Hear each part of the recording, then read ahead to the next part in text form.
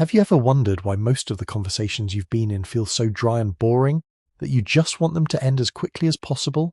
Because almost everyone keeps circling around the same old tired questions, then gets back those automatic replies like, "I'm fine," and after that comes a long, awkward silence with nothing left to say. The results are never good. Friendships stay shallow forever, dates just drift by in disappointment, and networking events turn into real nightmares where people stand looking at each other without knowing how to open their mouths. But today, everything is going to change.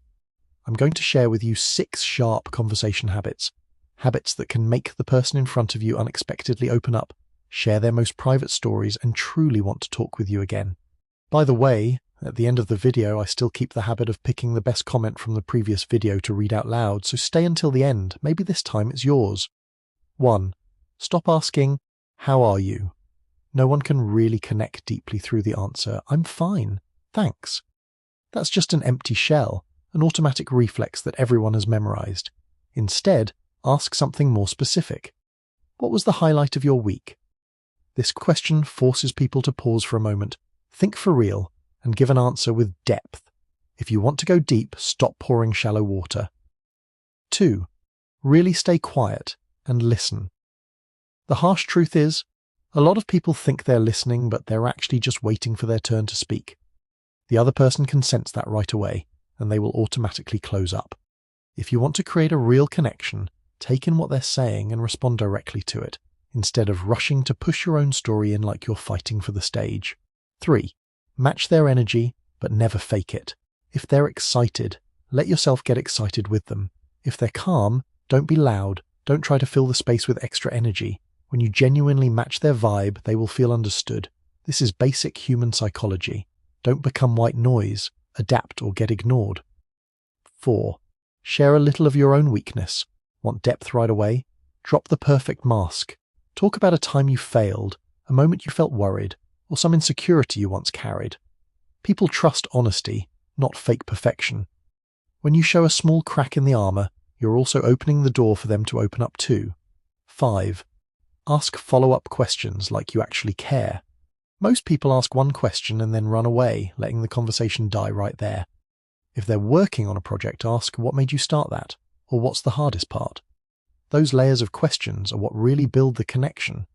Genuine curiosity doesn't bother anyone. On the contrary, it makes people feel valued. 6. End the conversation better than it started. This is where most people fail.